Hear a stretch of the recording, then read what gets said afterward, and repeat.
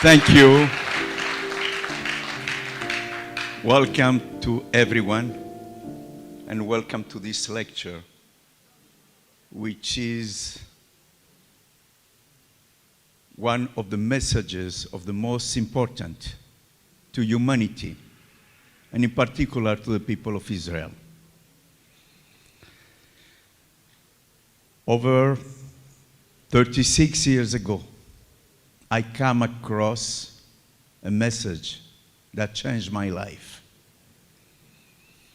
I was born in Morocco from a Sephardic Jewish traditional family, and since my childhood, I always had questions, but never got the right answers.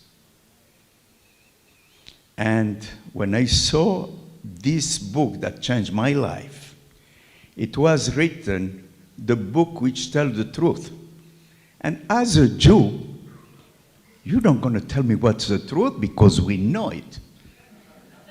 So I refused to read it until one day I saw on television, I saw a video talking about the messages of the Elohim, and immediately it answered all the questions I had since my childhood.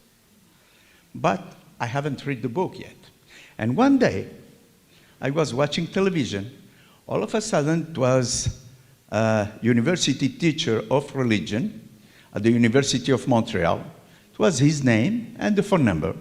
So I picked up the phone, tried to get an appointment with this man, and called a guy that was Michel Belluyer, that many of you knew, probably, a Canadian guide. And they asked him to come with me because I didn't know a clue about the message, and I started spreading it even if I didn't know much about it. And when we entered this room where the professor was, I started talking about the messages, and I told him, listen, what you're telling on television about the prophets of Israel is not right.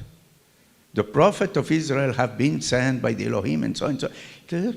Stop, please. That's over 40 years I am teaching religion.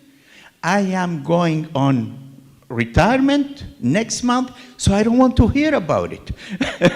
So I said, well, too bad. And when I went out, I asked Michel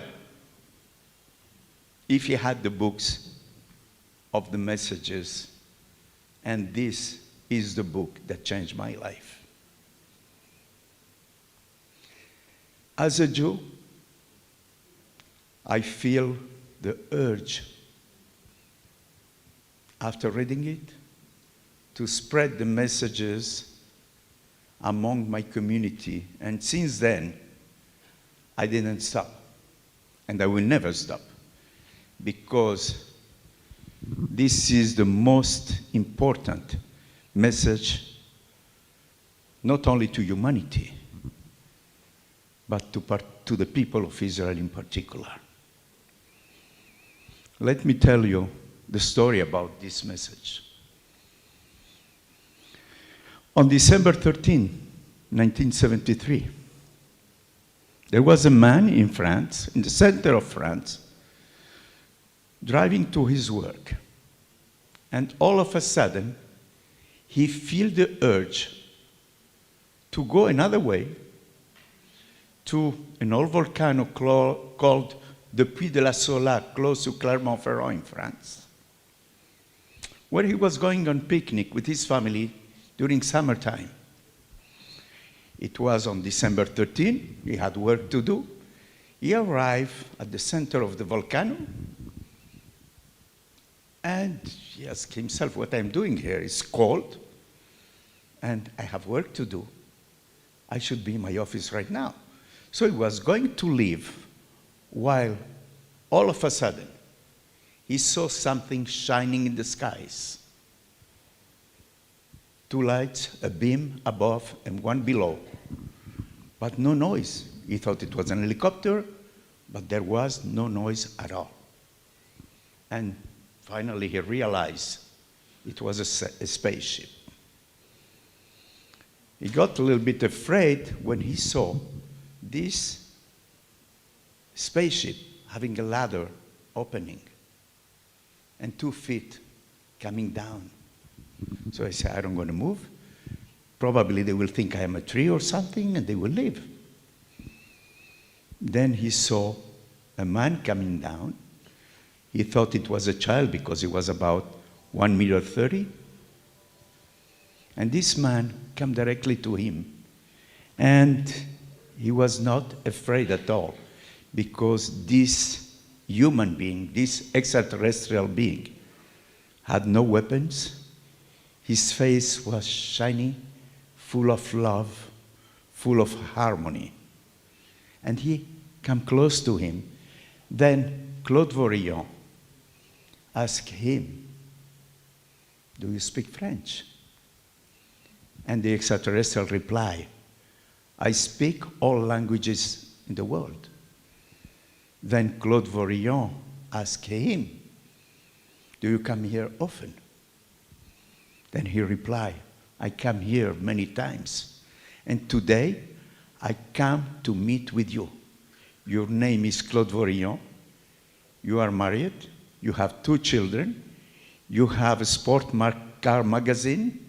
Your passion is sport cars. And we telepathically induce you to come here today because we have a message for you. For me? Yes, for you. We have been following you since you were born and even before. He invited him into his craft and told him, we also telepathically induce to buy a Bible from La Pléiade, which is the only French Bible where the word God was not mistranslated by God. Then he invited him into his craft and he gave him the following message. Over 25,000 years ago, we came to our planet and we start creating all lives thanks to DNA. Through the ages, we have sent many prophets.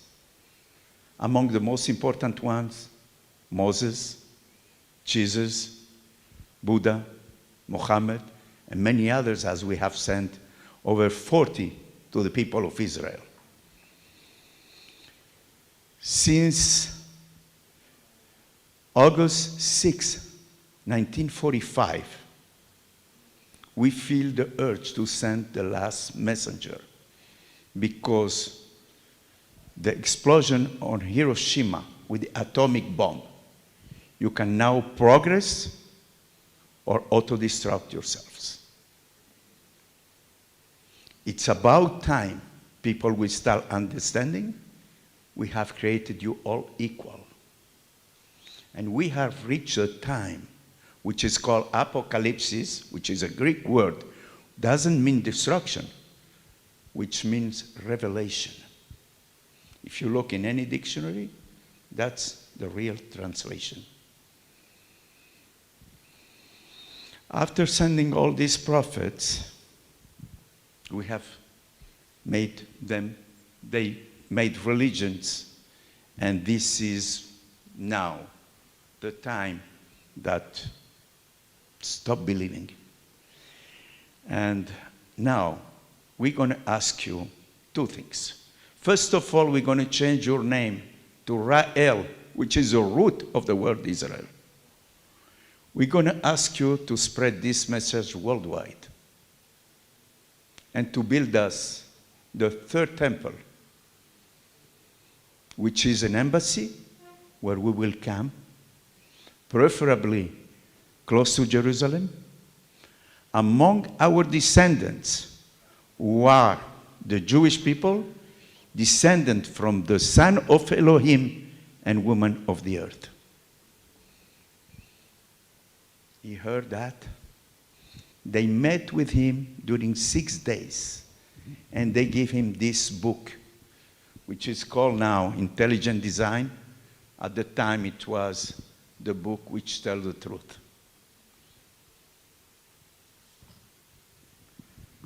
And this book was a revelation. Millions of people have read this book worldwide. It's translated in all languages, and you can download it for free on our website, rael.org, in the language of your choice, of course. Being Jew, I have tried to spread the message among my community, which is particular, the first book, which is the book which tells the truth, with citation of the original Hebrew Bible, the Tanach, and other Hebrew scripts. At the beginning, I did flyers. I went to the door of synagogues and start every Saturday spreading the messages and so and so and so. Wow, for me it was very easy that people, hoping everyone will understand because it was very clear. But anyways, it was not that clear for them. And, spit on me, insults, death threats and all that. But, this message is so powerful. It's like a light. When you see the sun, sometimes you cannot stand it. And this message is much stronger than the sun. Much stronger than any beam. Because what kind of luminosity can we stand? And what kind of truth can we stand? And I'm going to start with citations. I didn't make them. I brought them from the original Hebrew Bible, the Tanach, and many other citations that confirm without any doubt that the Elohim that we have been praying for ages are an extraterrestrial civilization. As simple as that. Now, let me start with these citations. Take notes of it. Go and look by yourself. Because I am not inventing anything. I'm not trying to give words or change anything. They're right there. So look at them by yourself and think about it. Think about it. Because until now, we just believe what we have been taught. And today, the Elohim are giving us the message of science, of love, of hope to humanity. And I wish it will enlighten your lives like it have enlightened mine.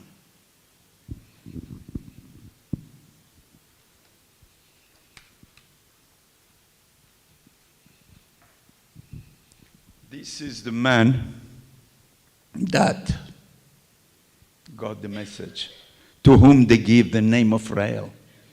He is the last of the prophets. And definitely, he is the long-awaited Mashiach. He is the Messiah the Jewish people have been waiting for since ages, since centuries. The one that was always announced as the Savior of Israel, as the Savior of humanity. And this man have been traveling and spreading this message of love, this message from the Elohim, for over 50 years now. I'm going to start with the citations.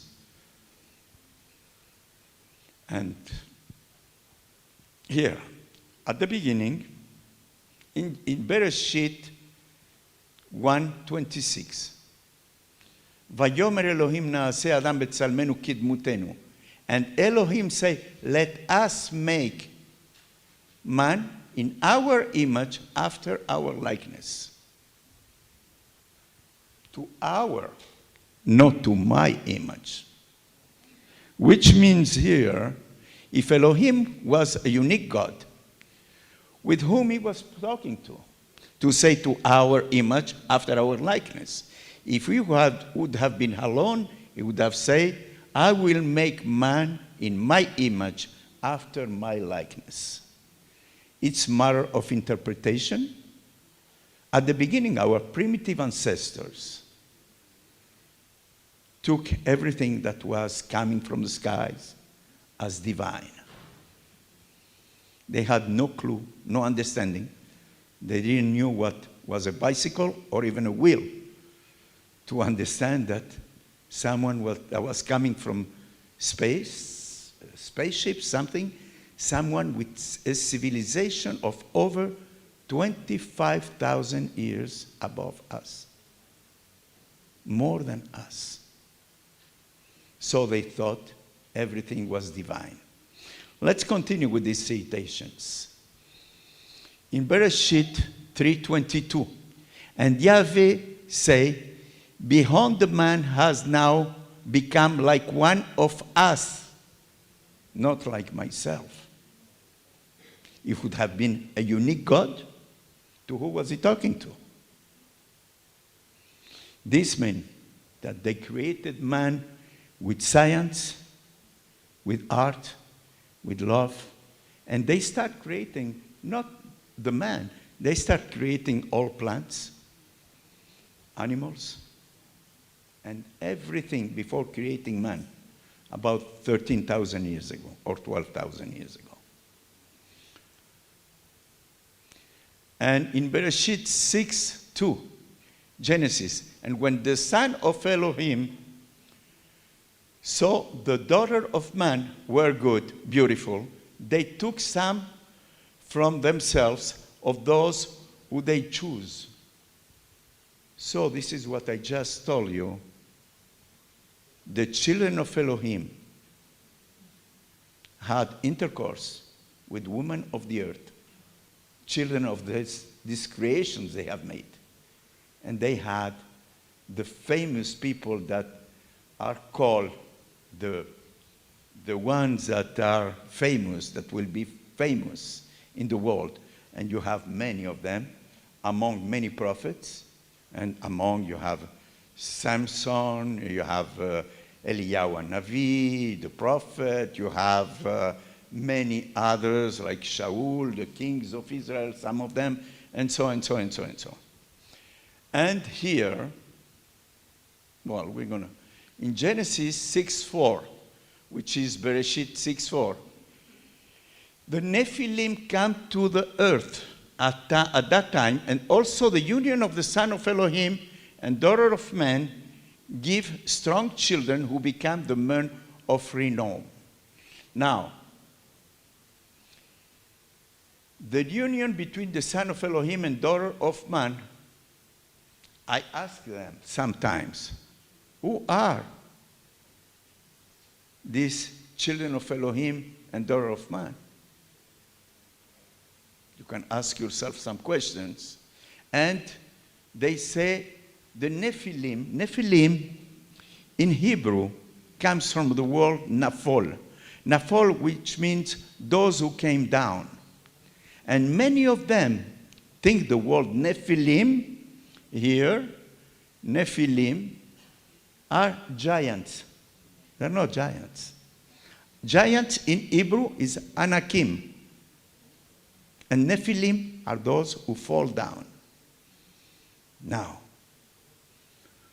we can think about many ideas, and then we continue with Shemot 13:22. At the exit of Egypt, that, as you know, Moses took to lead the Jewish people out of Egypt, we have here, and Yahweh went before them by day in a pillar of cloud. What is a pillar of cloud? You have seen, probably, many spaceships sending to the space by NASA. You have seen on the television the big fire and the big cloud that comes from the exhaust. And then you can imagine this spaceship. That was the cloud they're talking about. And the pillar of fire give them the light. The pillar of fire are beams from this spaceship. And I can give you another citation, which I don't have here, but I have many. So when Moses met with Yahweh for the first time, and he saw the burning bush that was not burning, what was it according to you? Well, the same like they had a beam that led the Jewish people out of Egypt at night because they needed to work day and night. It was a beam that was over this bush. Like today, we all know we can have fireplace without electric fireplace, that you see bushes, not the bushes, you can see wood burning, and you think they're burning, but nothing burns. It's just a light, it's just an illusion. And they misunderstood that because they had no technology, they had no electricity at all. And then this was the story of the burning bush. And Yahweh said to Moses, I will come to you in a thick cloud. There have been many witnessing of UFOs with a thick cloud, a shiny cloud, and many others like that. And you can, please, take note of these citations and think by yourself. Think by yourself, because we have been taught but what our fathers taught us. As a Jews, we have been to synagogues, observing Jewish tradition. We were even praying without knowing what we were saying. Because when I was a child, I didn't learn Hebrew. I didn't understood what Hebrew was. The language, the Hebrew language, I didn't know about it until I moved to Israel and I learned Hebrew. But we were praying like many people were praying in Latin without understanding a clue. And that was, I have all the prayers in my head and I can tell you anything. Unfortunately, I didn't understood, but there was something in my mind telling me something here is wrong. And finally, I discovered the truth.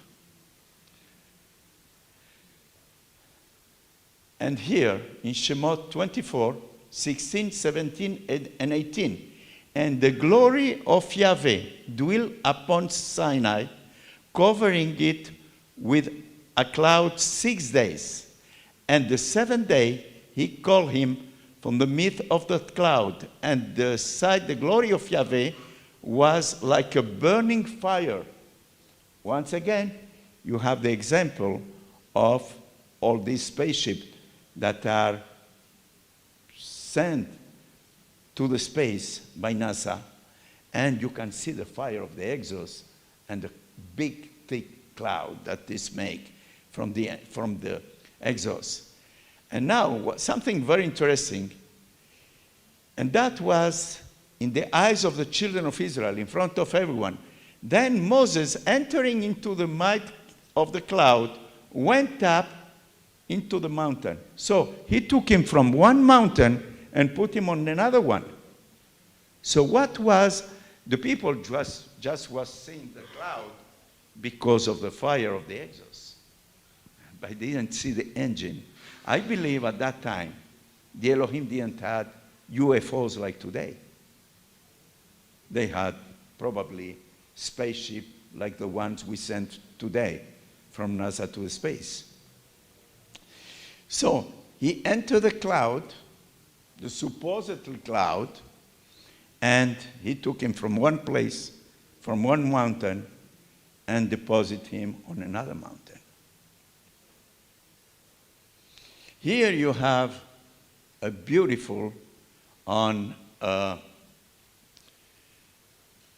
Yechezkiel 1 to 28, from 1:1 to 1:28.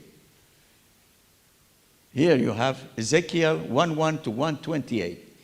Is exactly a description of a landing of a spaceship.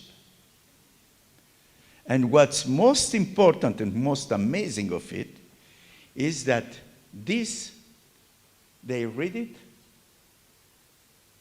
on the first day of Shavuot. The Shavuot is a Jewish celebration, which is the date Yahweh gave Moses the Ten Commandments.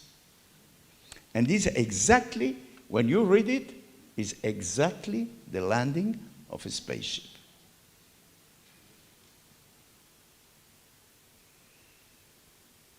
So it's very long, but I mean, you can read it by yourself.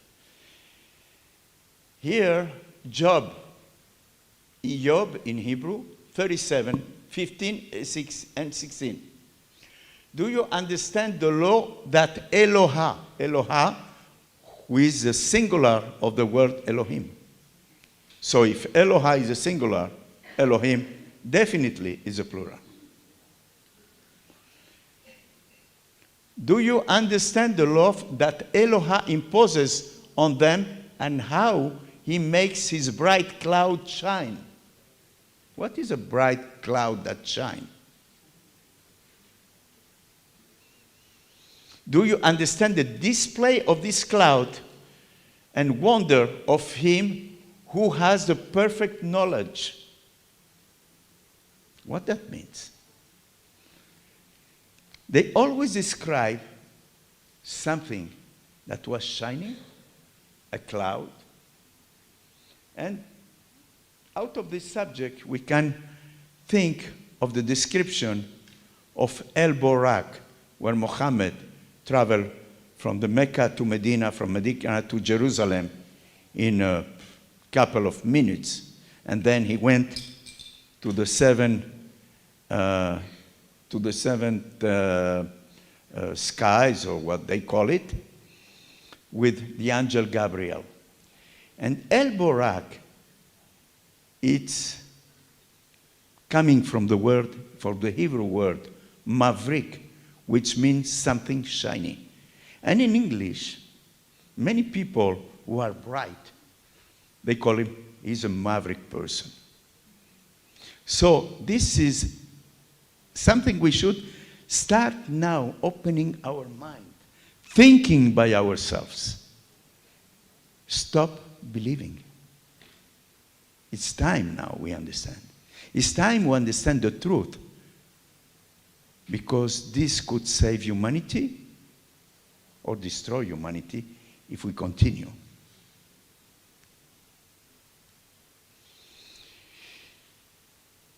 In Zechariah 5, 1, 2, and 3, I looked up again and saw a scroll flying.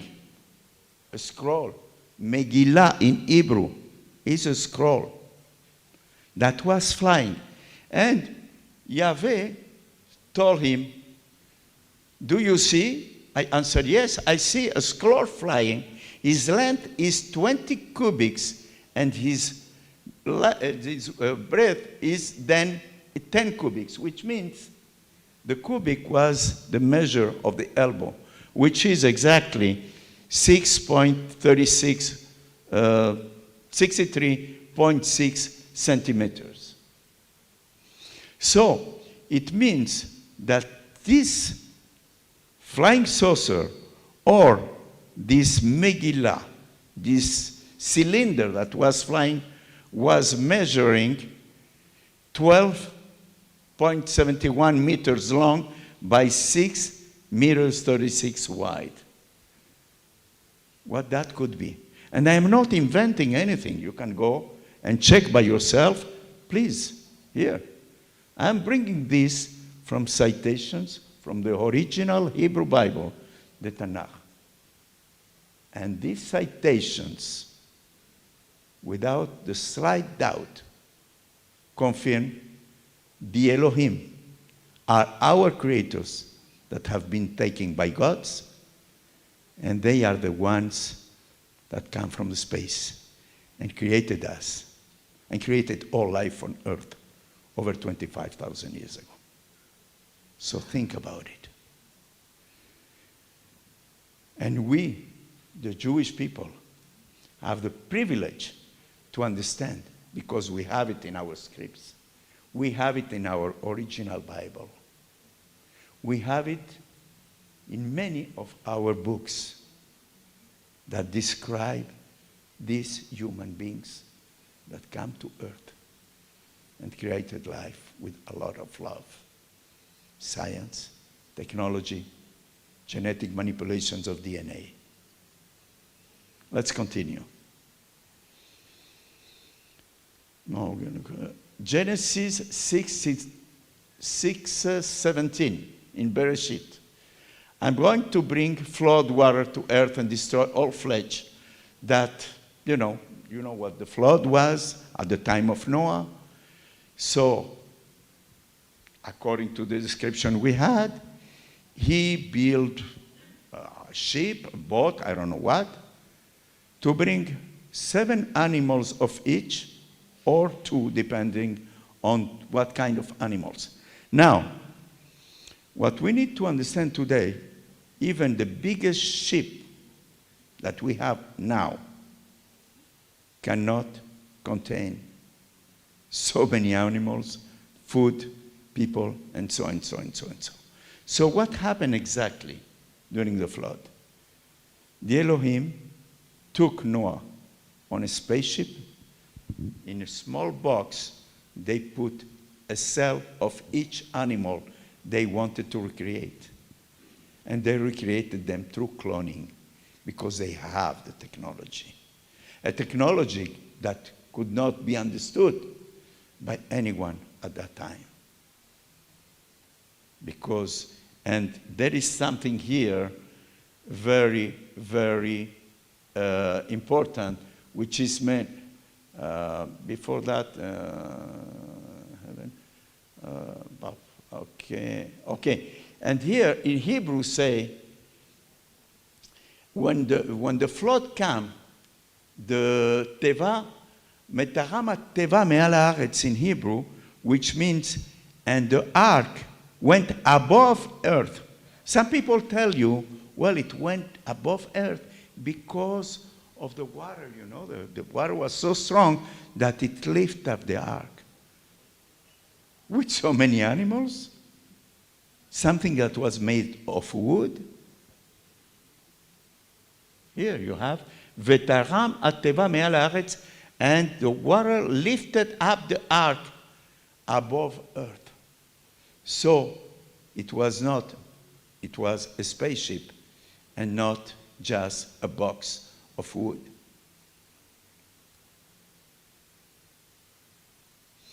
Here in Exodus 36:11, Shemot 11:33, and Yahweh spoke to Moses face to face as a man speaks to his friend. So if a man talks to his friend face to face, he is not a God anymore. And if they made that to their image, after the likeness, like it's described in Bereshit, in Genesis, this means it all. If they made us to their image, it means these beings are human like us.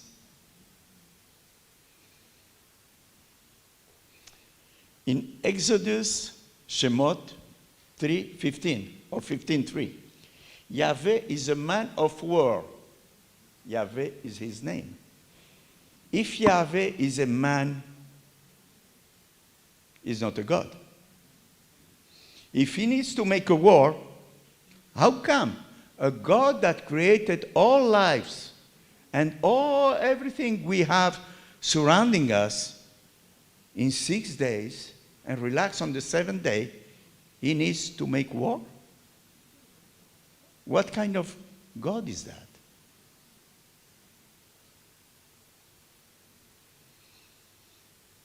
Yahweh leads the army, review the army of the battle.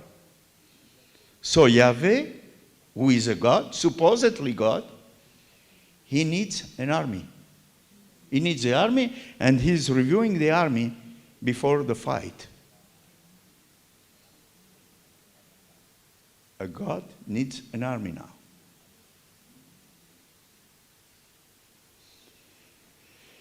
Here, very interesting citation. Oracle against Egypt. Behold, Yahweh rides on the swift cloud and goes to Egypt. Yahweh, who is a God, supposedly God, that is everywhere, is immaterial. He cannot have a body. He doesn't have any form, according to Rambam, which is one of the greatest philosophers of Judaism. Needs to ride on a cloud, on a fast cloud to go to Egypt. I mean, people were ignorant, but they were not stupid. They know a cloud goes slow. And this cloud of Yahweh was a fast cloud, a light cloud.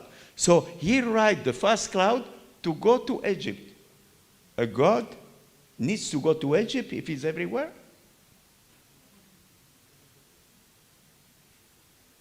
It's written there.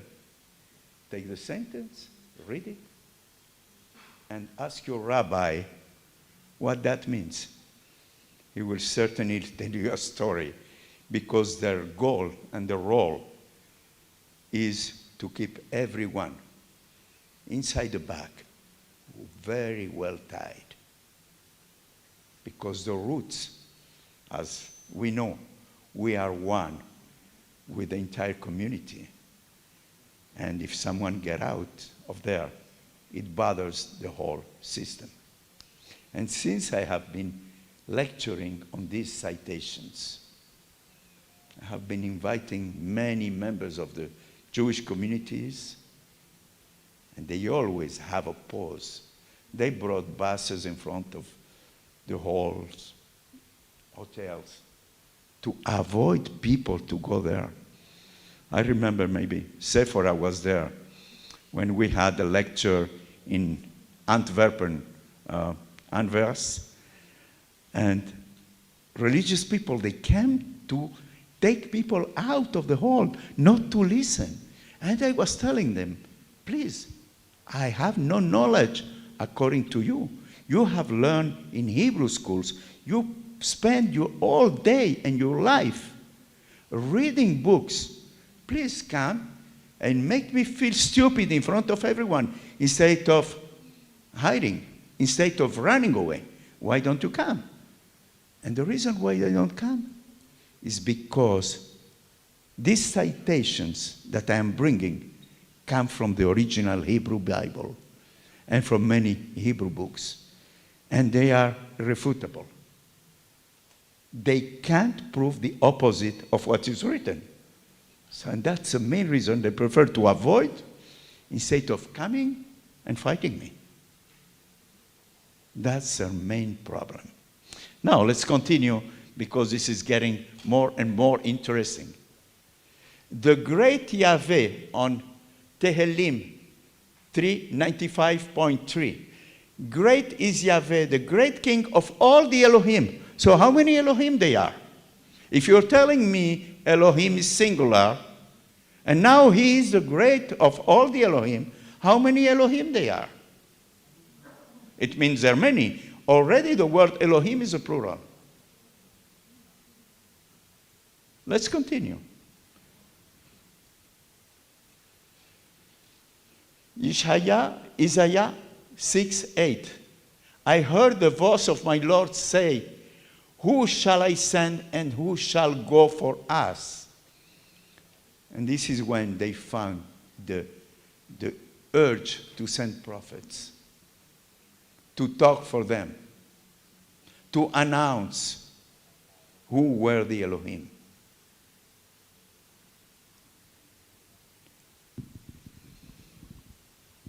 Here, on Shemuel 4:8, Samuel is one of the prophets of Israel.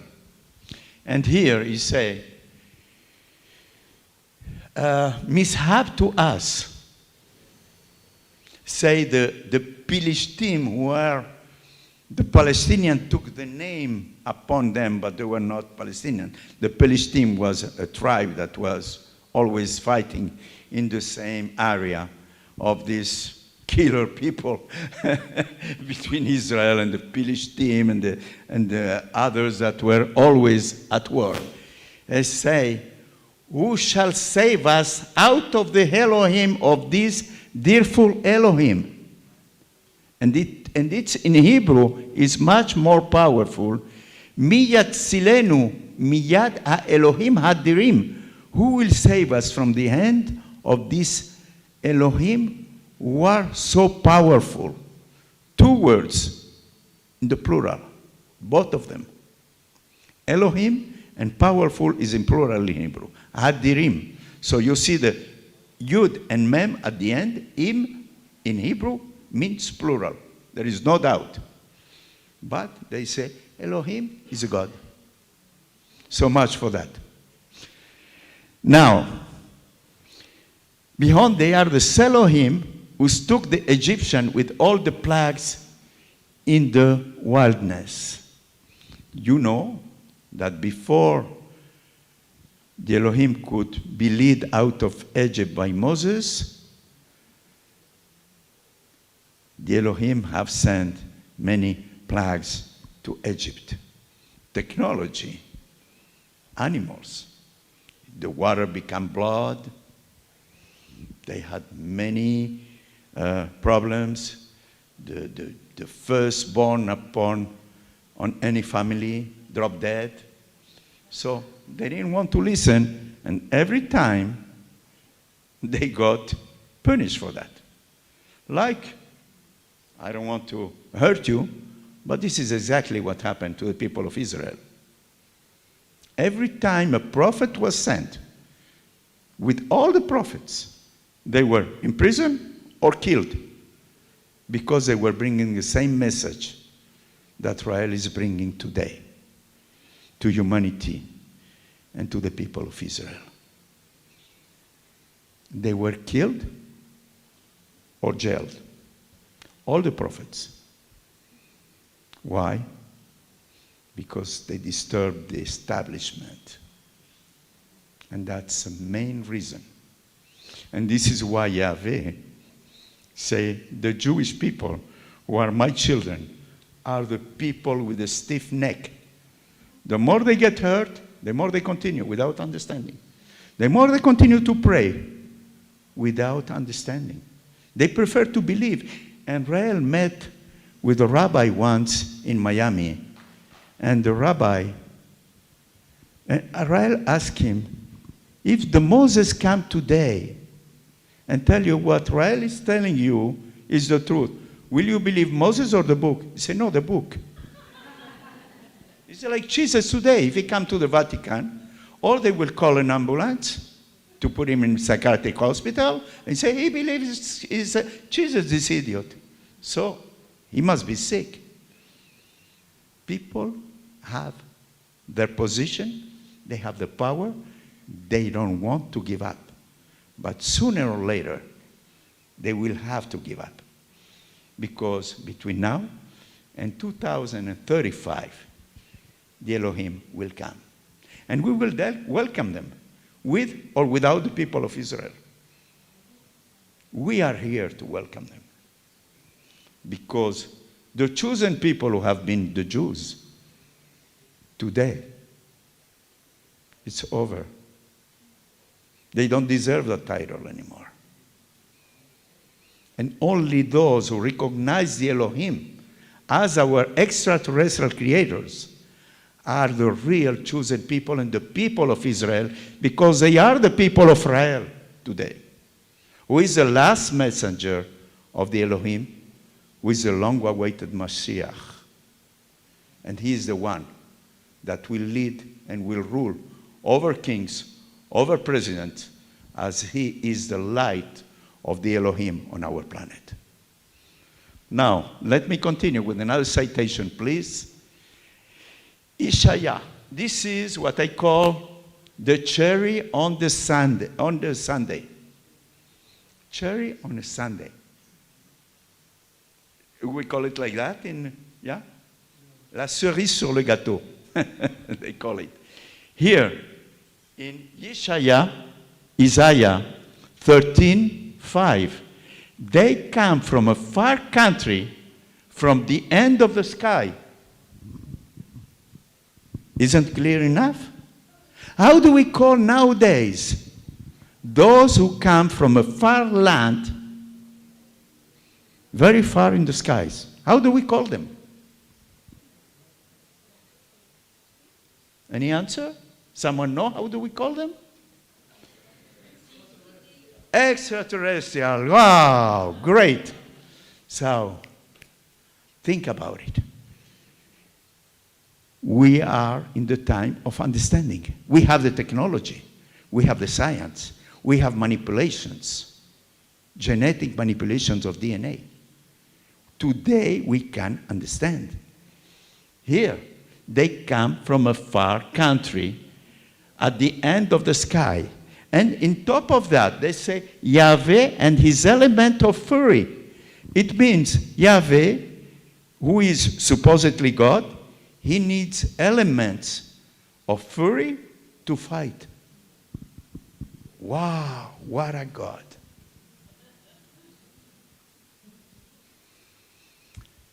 As I have told you since the very beginning, this book is for you.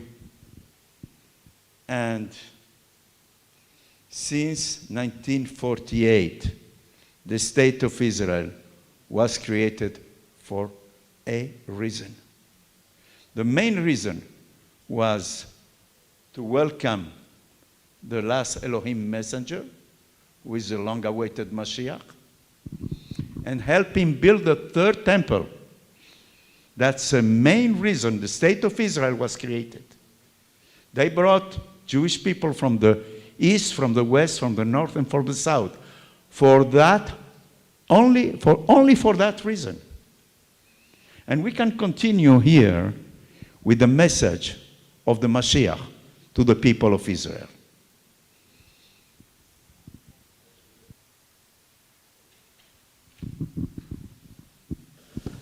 I have a message for the people of Israel in this very crucial and important moment of the history of the people of Israel.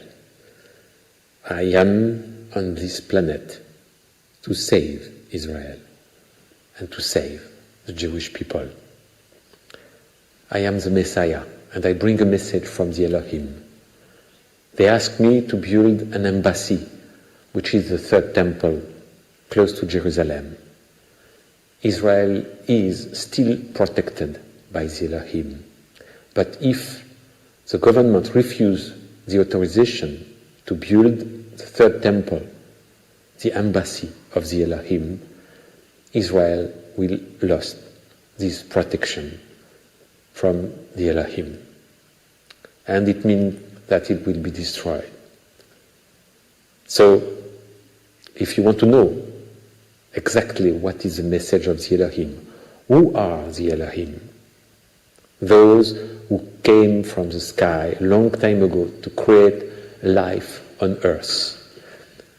Read this message.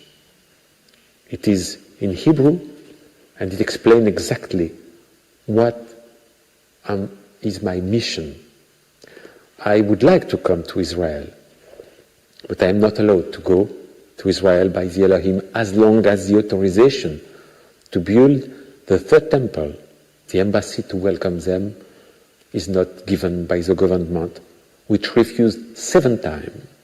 Now we are asking every country on this planet the authorization to build the embassy. And if the embassy is built somewhere else, then a last opportunity, a last chance will be given to Israeli government to accept the building of this embassy. If they refuse again, the protection of the Elohim will be lost. The very reason why the Israeli state does exist is because millions of Jewish people want to welcome Elohim. That's the goal, the reason of existence of Israel. And they want to come back now. If you refuse it, Israel has no reason to exist. The Messiah, long awaited, is here. It's me.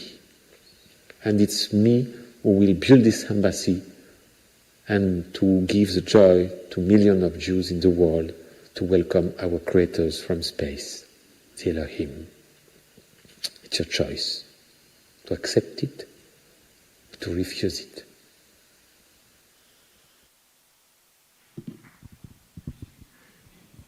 It is very clear. I am here to save Israel and the Jewish people. Not only that, he have been sent to save the entire humanity.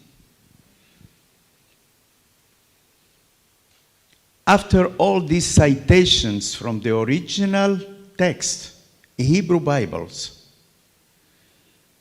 many other citations from other Hebrew books, read them, please, and wake up before it's too late for Israel. As you have heard, the protection of the Elohim have been drawn since 2015 now. Ehud Barak, who was Israel prime minister and one of the most biggest general of the Israeli army, mentioned recently, the survival of Israel will not last over 80 years. And since 1948 until now, the State of Israel have already celebrated its 76th anniversary. 4 years left for the survival of the State of Israel. Now, it's a responsibility of all rabbis, of all members of the Israeli community, for the Israeli government, but is also your responsibility. It's your responsibility because each and every one of you will be accountable for the destruction of the State of Israel and the new diaspora. You know what that means? Many times there were diasporas in Israel, which is called Galut in Hebrew, because the Elohim have drawn their protection among their people, among their children. And this is what will happen once again. And it will be your responsibility. Each and every Jew have a responsibility to spread the Elohim message, to open your eyes and open your ears and listen to the last messenger of the Elohim, to the Mashiach, because he's already among us. Now, after all these citations, I have not much to say. Just ask yourself one question, because there are not 100. Just one single question. What if this is true? What if this is true?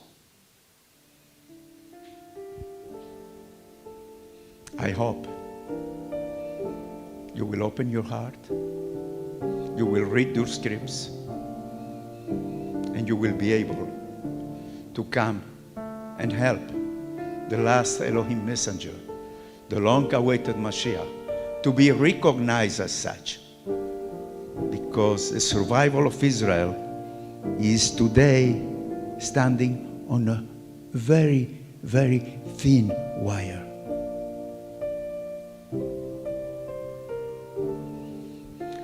I hope you have enjoyed this lecture.